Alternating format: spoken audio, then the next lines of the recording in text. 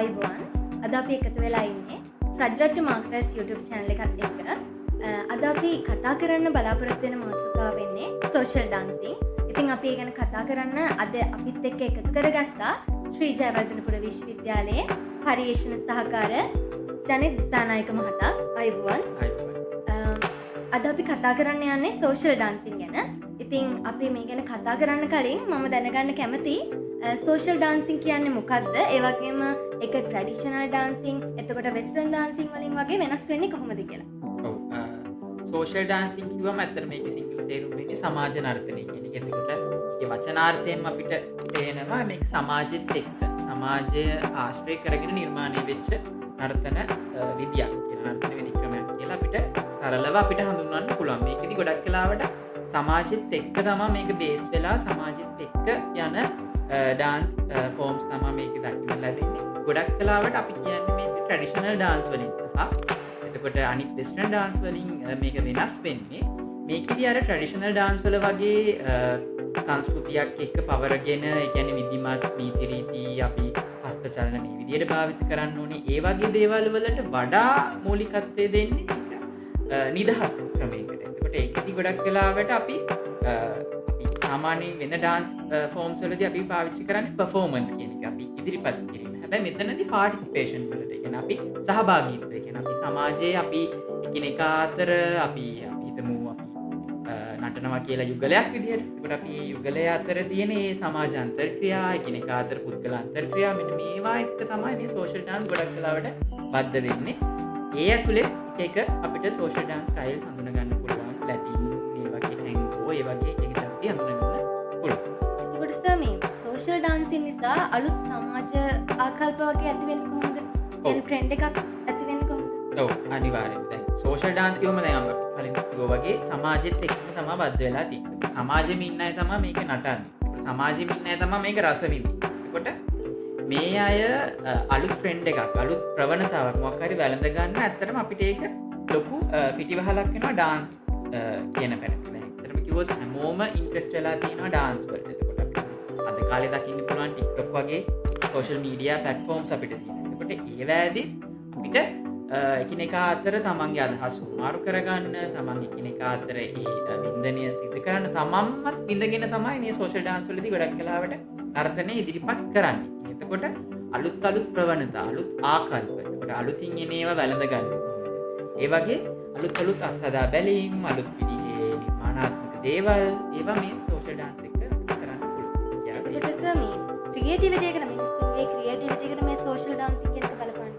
ඔව් අනිවාර්යයෙන්ම බලපානවා. මොකද දැන් අපි හැමතිස්සෙම බලන්න ඕනේ තියෙන දෙයක් වුණත් නිර්මාණශීලීව හිතන්න. ඒ වගේම තමයි අපි යුනික් විදියට හිතන්න ඕනේ. අපිට ක්‍රියේටිව් මයින්ඩ් එකක් තියෙනවා. විශේෂයෙන්ම දැන් ඔයාලගේ විෂය ගත්තම අලෙවිකරණය. එතකොට ඒ අලෙවිකරණය ඇතුලේ අපි හැමතිස්සෙම ක්‍රියේටිව් වෙනවා. ඒ වගේ තමයි දැන් සමාජ නර්තනයක් ගත්තත් ඒ ඇතුලේ අපි හැමතිස්සෙම අලුත් චින්තනයක් එක තමයි යන්නේ. දැන් ඇත්තටම අපි ප්ලෑන් කරලා කලින් ප්‍රී ප්ලෑන් ඩාන්ස් එකක් නොවෙන්න පුළුවන් සෝෂල් ඩාන්ස් එකක්. එතකොට අපි ඒ වෙලෙදි අපි උදාහරණයක් විදිහට ගත්තොත් එහෙම අපි පාටි එකකට ගිහින් අපිට යුගලයක් විදිහට අපිට නටන්න වෙනවා. තව පාර්ට්නර් කෙනෙක් එක්ක නටන්න වෙනවා. එතකොට ඒ නටද්දී එතනදී තමයි ඩෙවලොප් වීගෙන යන්නේ, වර්ධනය වීගෙන යන්නේ. නර්තන චලන කොහොමද වර්ධනය වෙන්නේ කියන එක එතනදී තමයි. එතකොට ඊළඟ ස්ටෙප් එක කොහොමද? ඊළඟ ස්ටෙප් එක අපි ඒක හැමතිස්සෙම නිර්මාණයක් වෙනවා.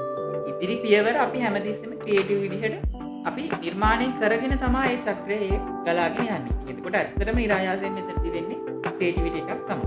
නිර්මාණශීලීත්වය තමයි. එතකොට සර් මේ දැන් social dancing කියනකොට දැන් අපි කතා කරන්නේ TikTok dance challenge ගැන. මම ඒ ගැන කතා කරනකොට අහන්න කැමතියි මේ අපි දැන් TikTok වීඩියෝ එකක් අප්ලෝඩ් කරපු ගමන් viral වෙනවනේ. එතකොට මේ social dancing එක්ක කරන ඒ වගේ TikTok වීඩියෝ channel එක මේ challenge එකක් viral වෙනවා වගේ අපිට marketing වලදී ඕනම content එකක් viral කරගන්න ඒ වගේ ලක්ෂණ යොදා ගන්න පුළුවන්.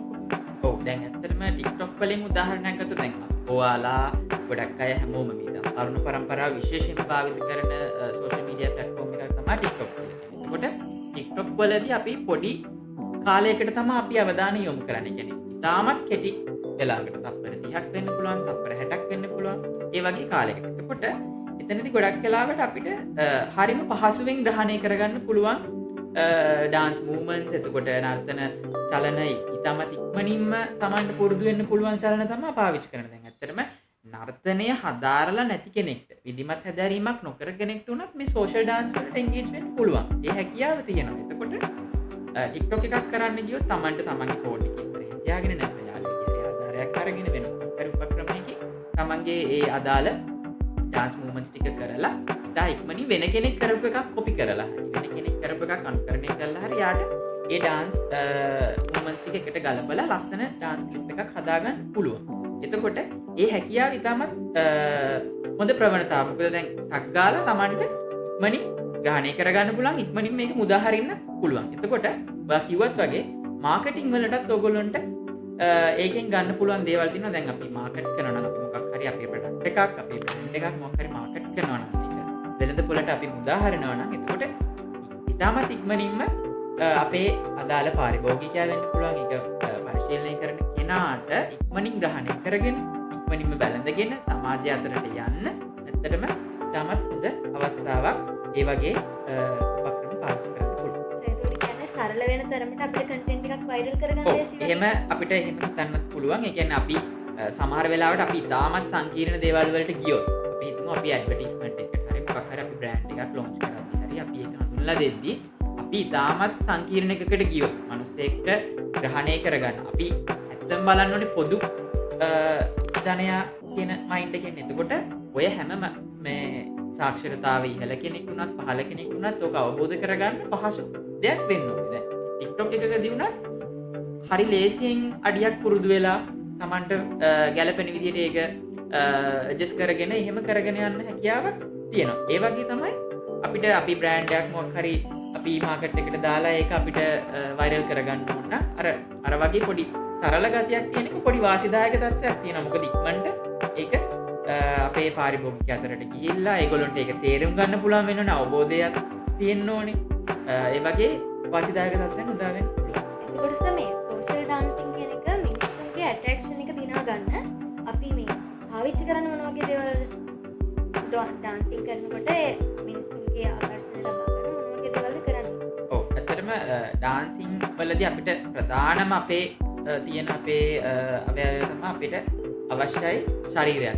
අපේ ප්‍රොඩක්ට් එක තමයි අපේ ශරීරය. එතකොට අපේ බොඩි එක පවත්වගෙන තමයි අපි කරගෙන යන්නේ. එතකොට මේ ශරීරයේ විවිධ කොටස් අපිට එක එක විදිහට යොදා ගන්න පුළුවන් කෙනෙක්ගේ ආකර්ෂණය දිනා ගන්න. එතනදී විශේෂයෙන්ම වැදගත් වෙන දෙයක් තමයි අපේ S2 කියන්නේ. එතකොට S2 අපි කොහොමද ප්‍රේක්ෂකයා එක්ක ඒක ග්‍රහණය කරගන්නේ? දැන් අපි සෝෂල් ඩාන්ස් එකකදී අපි යුගල නර්තනයක් කරනවා නම් එතනදී කොහොමද අපි ප්‍රේක්ෂකයා එක්ක මේ අපි අපේ පාර්ට්නර්ත් එක්ක අපේ ඒ යුගලයේ එක්ක කොහොමද ඒ සහසම්බන්ධතාව තියාගන්නේ? අක්ෂි සම්බන්ධතාව කොහොමද පවත්වගන්නේ? ඊට පස්සේ ඒත් එක්කම තමයි තමන්ගේ අක්ෂි සම්බන්ධයෙන් එතකොට හිතෙම ඊට පස්සේ අමුල් වෙන්න පුළුවන් හැමදේම. අපේ නර්තන චලන ගත්තොත් එහෙම අපි අතින් පයින් කරන දේවල් ඒවැදී ගන්න ඒ මූවමන්ට්ස් වල ඊට පස්සේ ඒවැ තියෙන නම්‍යශීලී බව මේ හැමදේම අපිට ආකර්ෂණය කරගන්න අනිවාර්යයෙන්ම බලපානවා. මොකද අපිට එක කොටසක්වත් ශරීරයේ එක අංගයක්වත් අපිට අපතේ යවනවා කියලා එහෙම දෙයක් නැහැ. අපි පාවිච්චි කරන්නේ අපේ ශරීරය තමයි ඩාන්සින් වලදී අතිශයින්ම වැදගත් වෙන ප්‍රධානම දේ. අපිට කස්ටමර් කෙනෙක්ගේ ඇටෙන්ෂන් එක ගන්නත් ඒක පාවිච්චි කරන්න පුළුවන් නේද? ඔව් අනිවාර්යෙන් පාවිච්චි කරන්න පුළුවන්. දැන් අපි හිතමු අපි වෙළඳ දැන්වීමක් කරනවා කියලා. ඊට පස්සේ අපිට මොකක් හරි ප්‍රොඩක්ට් එකක් දාලා අපි ටීවී ඇඩ්වර්ටයිස්මන්ට් එකක් වලට අමතරව අපි හිතමු අපි පෝස්ට් එකක් මොකක් හරි ඩිස්ප්ලේ කරනවා කියලා. එතකොට අපිට ඇට්‍රැක්ෂන් එක ගන්න තමන්ගේ හිතමු අපි ගන්න මොඩල් කෙනෙක් වෙන්න පුළුවන්. ඒ අයගේ ඇට්‍රැක්ෂන් එක ගන්න පුළුවන් විදිහට අපිට තියෙන්න පුළුවන් මේ භාව ප්‍රකාශන. ඒවා අනිවාර්යෙන්ම වැදගත් වෙනවා. ඊට පස්සේ ඇඩ්වර්ටයිස්මන්ට් එකකදී වුණත් අපිට ඒ වීඩියෝ ක්ලිප් එකට අදාළව කොහොමද ඒක ඇතුලේ තියෙන කොරියෝග්‍රැෆි එක කොහොමද මිනිස්සු කොහොමද ඒකට ආකර්ෂණය වෙන්නේ, ඒක ගලා යාම කොහොමද, මිනිසුන්ට ඒක ග්‍රහණය කරගෙන ඉන්න පුළුවන්ද, එක දිගට යනවද, ඒක ෆ්ලෝ එකක් තියනවද, මෙන්න මේ හැමදේම බලපානවා අනිවාර්යයෙන්ම ඔය කාර්යය. එතකොට සර් දැන් සර් කියවනේ ටීම් එකක් විදිහට හරි නැත්නම් ඩුවට් එකක් විදිහට හරි අපි සාමාන්‍යයෙන් ඩාන්සින් කරනවා කියලා. එතකොට දැන් මේ ස්ටෙප් එකක් වර්ධින ගාන සමහර ලාවට අපිට තරහ යන්න පුළුවන් නේ. මේක දැන් ඉවසීම වගේ දේවල් වර්ධනය කරගන්න වගේ මේ සෝෂල් ඩාන්සින් කියන එක මිනිස්සුන්ගේ ජීවිතයට යොදා ගන්න පුළුවන් මොන වගේ විදිහට?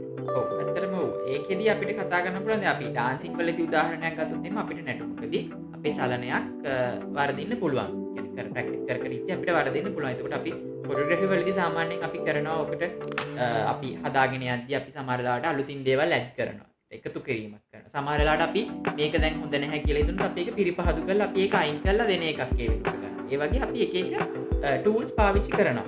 එතකොට අපි එතනදී අසාර්ථක වෙන්නේ අපි අත්හදා බලනවා. දැන් අපි හිතමු ඩාන්සින් කරපු පිරිසකට නැටුමක් නිර්මාණය කරනවට සාපේක්ෂව ඩාන්සින් නොකරපු කෙනෙක්ට නිර්මාණය කරද්දී අපි පොඩ්ඩක් සැලකිලිමත් වෙනවා. එතකොට ඒ වගේ වෙලාවදී අපි සමහර ඒ අදාළ පිරිසේ ඒ අදාළ ශිල්පීන්ගේ කැපැසිටි එක බලලා ඒගොල්ලෝගේ පරාසයට ගැලපෙන්න තමයි අපි නර්තන චලන යොදාගන්නේ. එතකොට එහෙම යොදාගනිද්දී අපි හැමතිස්සෙම අත්හදා බලනවා මේ අඩිය හොඳයි මේක ගැලපෙනවා. ඊට පස්සේ අපි ආයෙ බලනවා නෑ ඒක හරියන්නේ නැත්නම් අපි වෙන එකක් ඒ වෙනුවට යොමු කරනවා. ඒ වගේ කරනවා. එතකොට අපි එතනදී ෆේල් වෙන අවස්ථාවක් නෙමෙයි ඇත්තම කිව්වොත් අපි ඒ වගේ පොඩි පොඩි ෆේලියර්ස් තිබ්බත් අපි ඒවා ආයෙ ඇඩ්ජස්ට් කරගෙන හදාගන්න පුළුවන්. එතකොට මාකටිං වලදීත් ඒකයි. දැන් අපි බ්‍රෑන්ඩ් එකක් මොකක් හරි එළියට දානවා. ඒ දැම්මට පස්සේ අපිට ඒක ස්ටේබල් නැත්නම් අපිට ඒක සෙට් නැත්නම් ඒක සූටබල් නැත්නම් අපේ කස්ටමර්ස්ලට අපි එතනදී ඒ වෙනුවට අපි බලනවා මේක කොහොමද මේ විදියටම අපිට වෙන විදිහකට හදලා පොඩ්ඩක් අපිට ඒක ඒකෙම වේරියේෂන් එකක් අපිට එළියට දාන්න පුළුවන්. නැත්නම් අපි ඒක සම්පූර්ණයෙන්ම අයින් කරලා අලුත්ම විදිහට ප්‍රොඩක්ට් එකක් එළියට දානවා. මේ වගේ විදිහට අපිට අපේ තියෙන මේ ෆේලියර්ස් අපිට හදාගෙන අපිට ඉස්සරහට යන්න ඒ වගේ උදාහරණ ගන්න පුළුවන්. එතකොට මේ මම අවසාන වශයෙන් මෙහෙම ප්‍රශ්නයක් අහන්නම්. මේ අපි දැන් නර්තනයක් කරනකොට අපේ ශරීරාංග පාවිච්චි කරලා මිනිස්සුන්ගේ ඇස් වශී කරගන්නවා. ඒ වගේම මේ අපිට මාකරින් වලදී බ්‍රෑන්ඩ් එකක් ගැන හොඳ ෆීලිං එකක් කස්ටමර් කෙනෙක්ට දෙන්න අපිට මේ විෂුවල්ස් මියුසික් වගේ දේවල් පාවිච්චි කරන්න පුළුවන් කොහොමද? ඔව් ඇත්තටම ඔව් අපිට ඒක අපි මිනිස්සු විදිහට අපි ඩාන්ස් කරද්දී වුණත් අපි ඒක රස විඳිද්දී වුණත් අපිට එක එක උත්තේජන අපිට බලපානවා. අපි සමහර වෙලාවට සමහර කෙනෙක් නැටුමක් දිහා බලලා නැටුමට වඩා අවධානය යන්න පුළුවන් සද්දෙට. ඒ ශබ්දයට යන්න පුළුවන්. සමහර අයට ශබ්දයට වඩා ඒ චලනයට. සමහර අයට ඒ දෙකටම නැතිව සමහර අයට ඒ අදන් ඉන්න කොස්ටියුම් එකට හරි ඒ රංග වස්ත්‍රාභරණ මොකක් හරි ඒ දෙයට ආකර්ෂණය යන්න පුළුවන්. යම් කෙනෙක්ට ඒ අංග රචනයේ මේකප් එකට ඇහැ යන්න පුළුවන්. ට්‍රැක් වෙන්න පුළුවන්.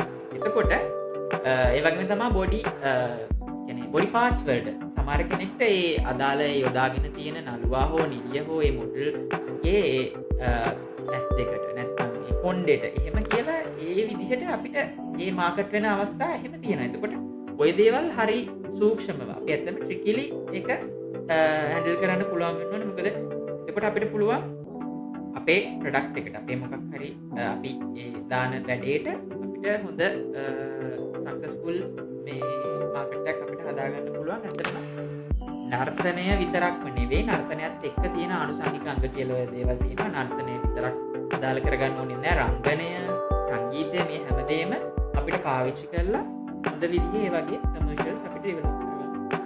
ඒකට අපි දැන් ඩාන්ස් එකදී අපේ බාහිර ස්වරූපය ගැන සැලකිලිමත් වෙනවා වගේම සර් කියන්නේ අපිට හැම දෙයකදීම අපි මාකටිං ගත්තත් ඒ අනිත් දේවල් ගත්තත් අපි මේ බාහිර ස්වරූපය ගැන සැලකිලිමත් වෙන එක වැදගත්. ඔව් අනිවාර්යෙන් බාහිර ස්වරූපය ගැනත් අපිට සැලකිලිමත් වෙන්න වෙනවා. මොකද අපි දැන් ගනුදෙනු කරන්නේ අපි දැන් රූප මාධ්‍යයෙන් ගනුදෙනු කරනවා නම් අපිට බාහිර ස්වරූපයේදී එතකොට එයාගේ තියෙන පර්සනැලිටි.